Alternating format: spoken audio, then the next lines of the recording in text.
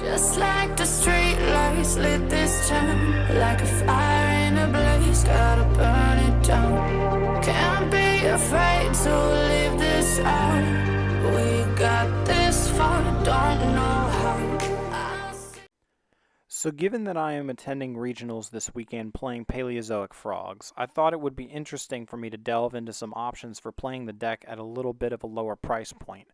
Granted that with the lower price point comes less efficient card economy and a little bit less of consistency, it still means that you are playing a frog deck, and frogs are a solid deck no matter how you really play them. So in this video, I just wanted to give you guys a couple of options for your frog deck if you cannot afford all of the higher tier competitive staples that most frog decks are currently playing. So we're going to start off with our main frog engine and then move through the deck, going from the few spells that we play to the many trap cards that we can play on the budget of $100. So as you can see, first up we've got our swap frogs.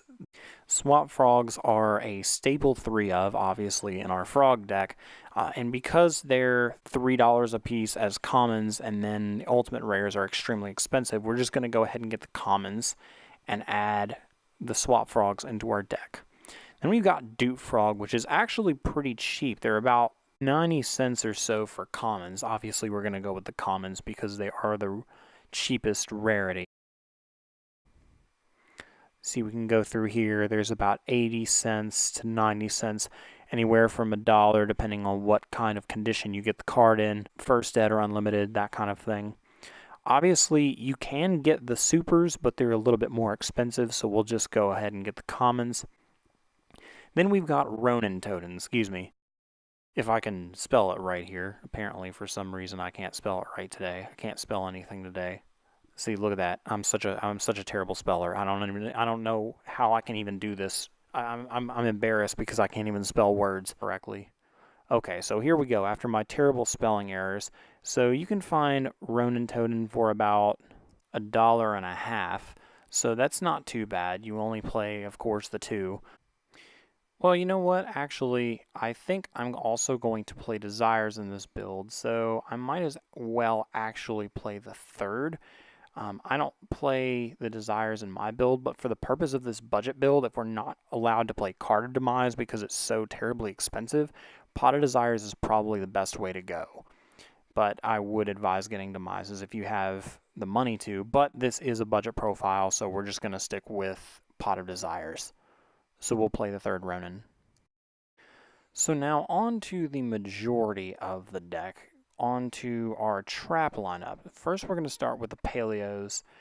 I believe that Canadia is kind of a 3 of, mandatory 3 of. Actually, it is a mandatory 3 of. I know targeting a link monster that you can't Book of Moon is kind of bad, so that's kind of why Book of Canadia is not the best, but you kind of still need to play 3. You can play Dinomischus. I actually think Dinomischus is pretty okay if you're not playing the Card of Demise build. So because we're playing Desires instead, we'll play 1 copy of Dinomischus. I wouldn't play it at more than 1 though. And then for Morella, I typically like Morella as a 2 of, not a 3 of, because you want to see the Foolish Burial, but in my experiences, Morella doesn't do enough. So we can play 2 Morella, and then going down here, we can play the 3 Olenoides, of course, because the MST is kind of mandatory. It's actually probably the best Paleo in this current metagame. So there's that. That's basically our Paleo lineup. I wouldn't advise you play any of the other Paleos because those are the only real good ones. So back to our regular traps, we've got Compulse. Compulse is really good because it's cheap and it's basically monster removal. So we can play 3 Compulse without even fearing anything. Number 1, it's super cheap, and number 2, if you bounce a link monster, especially like a say a Kagari or something in Sky Strikers, they have to immediately respond, which is really good. You could also play Bottomless Trap Hole. I would not recommend Torrential Tribute, but if you wanted to play Bottomless Trap Hole, I wouldn't call you crazy if you were on a budget, but Compulse is just all around the better card. Moving on, we've got Breakthrough Skill. Breakthrough Skill, obviously, you can send it with Morella, and if you're kind of in a position where you don't really want to drop some money on strikes, which I am going to put strikes in here because they're kind of necessary, but it's also good to have this in yard along with some set solemn strikes. It's just really good. So strike plus Morella is like 2 negations. Although Breakthrough Skill doesn't destroy it, it's still really good to have to send. Speaking of sending stuff off Morella, there's Lost Wind, which Lost Wind is good as well. If you're playing the budget build, Lost Wind and Breakthrough Skill are just obviously the best things to send with Morella. So you can easily play Lost Wind. We'll put a couple Lost Winds in here. There we go. Yeah, we'll just put 2 Lost Wind in here. Then moving on, actually, let me think. Yeah, we'll put the 3rd Lost Wind in here. So 3 Lost Wind. I mean, that might be incorrect, I guess. Maybe, I don't know. But I don't think you typically play Lost Wind in Floodgate Frogs. I don't play it in Floodgate Frogs. I think you would probably play it in this version of the deck. Okay, I think now we're going to go on to our counter traps. So, Solemn Strike. So Solemn Strike is good because it also got reprinted in Relentless Revenge. So that printing is really super cheap. You could also play the Code of the Duelist Super Rare, which is what I think we're going to go with because that's the cheapest version I see here. So 3 Solemn Strike. Solemn Strike is just a really good card. And then, of course, we have Solemn Judgment, which you can get for really cheap. It got reprinted again in, Battles of Legend, Relentless Revenge as an Ultra, so you can get that for really cheap. And then Solemn Warning is a common, and it got reprinted in the structure deck that came out in January. So you can really easily afford that. That's not a problem at all to get. So then let's do a check. So as I mentioned earlier, because we're on a budget, we can't really afford to play Card of Demise, but we do need draw power. So I think Pot of Desires might be a good way to get that draw power. And I think 2 is correct. Plus, we're also going to be playing Reckless Greed in this build, so it's not really necessary that we max out on desires. So, speaking of Reckless Greed, let's just go ahead and put Reckless Greed in here so we know that we can cross that off the list. So, see, yeah, Reckless Greed is fairly cheap, and I think it's kind of a staple. Just because it triggers paleo traps and you get to, it says draw 2 cards, so I think that's pretty mandatory to play at 3, especially once you get to the late game.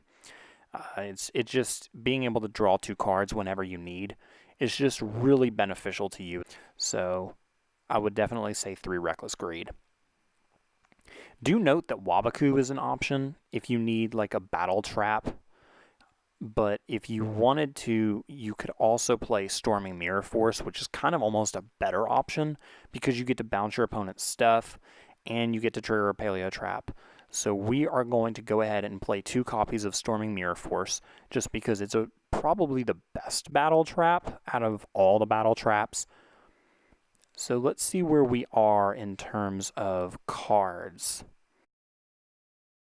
Okay, that's perfect. We are actually 3 cards away from having a full main deck, I believe.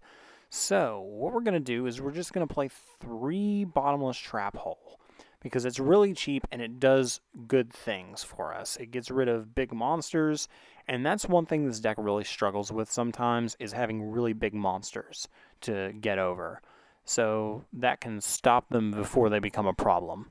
So 3 Bottomless Trap Hole. Let's kind of optimize our cart to see where we are overall. Man, I love this feature. Like, I'm not like sponsored by TCG Player or anything, but this is what I always use. I wish I was sponsored by TCG Player, but yeah. So this is kind of where we are in terms of our overall progress towards getting a full frog deck completed. So, okay, now that we've gotten that basically handled, the main deck basically handled, let's go ahead and move on to our extra deck. So obviously the reason we're playing the deck in the first place, we're just going to play 3 copies of Totally Awesome. This card has actually gone up a little bit recently in value. I remember when these things were kind of like $3 a piece and they just weren't really that much.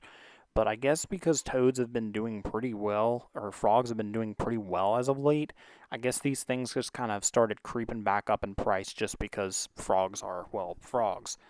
And they're good at getting tops kind of out of nowhere.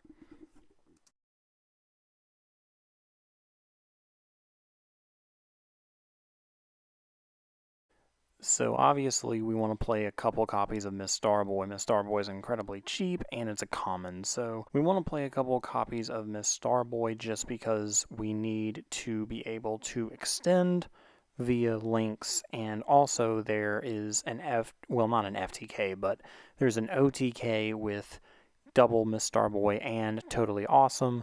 So we definitely need to play multiple Miss Starboy. So now we're just going to add a couple of the Paleo XYZ monsters. The Animacloris thingy, or however you pronounce that, and Opabina. Just being able to play these is really good. Although, the thing is, though, you don't really make these almost ever, because if you're in a position to make these, you're already winning. So these aren't, like, super necessary. If you didn't play them, like, I wouldn't necessarily blame you.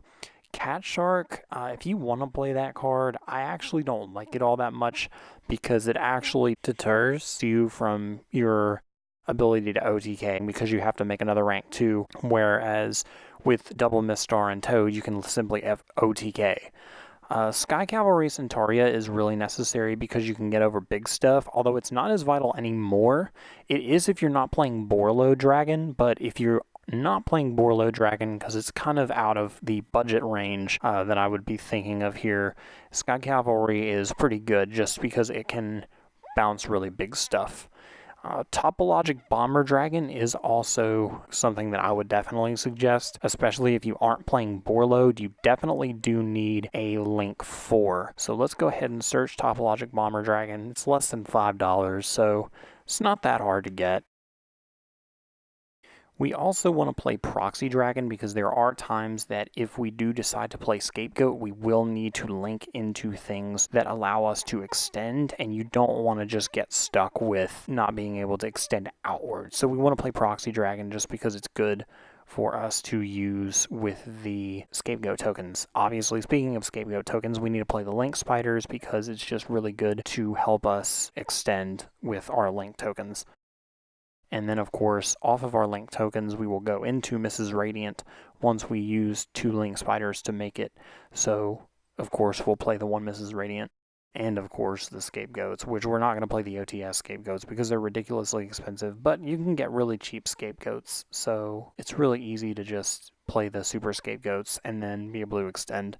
Obviously, the card's at 2, so we can't play 3.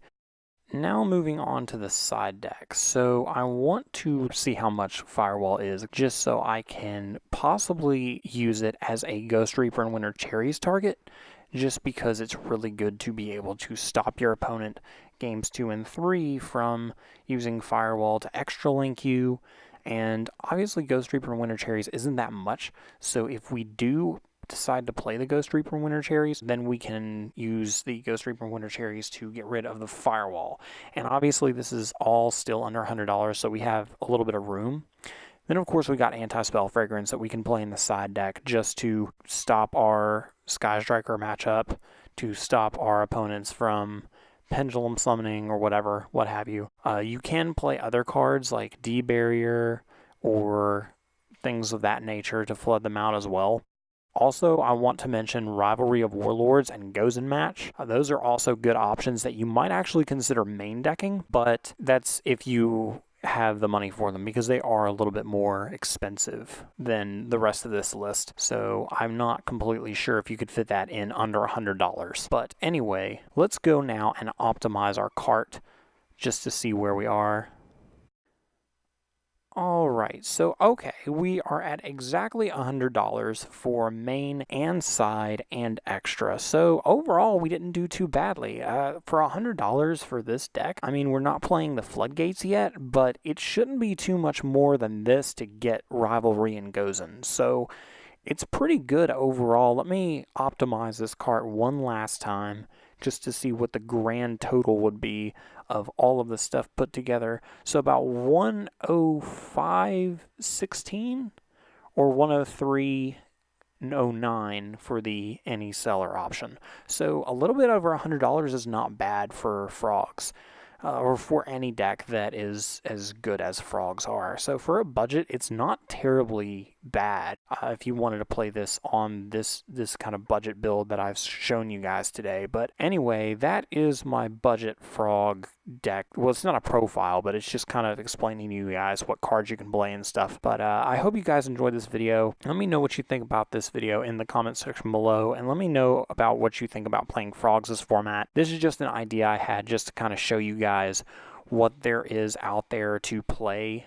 And frogs on a budget are pretty decent. Just let me know what you guys think and tell me down in the comments. Anyway, it's me, it's your boy, the DMD, and I am out. Just like the street lights lit this town, like a fire in a blaze, gotta burn it down. Can't be afraid to leave this out. We got this.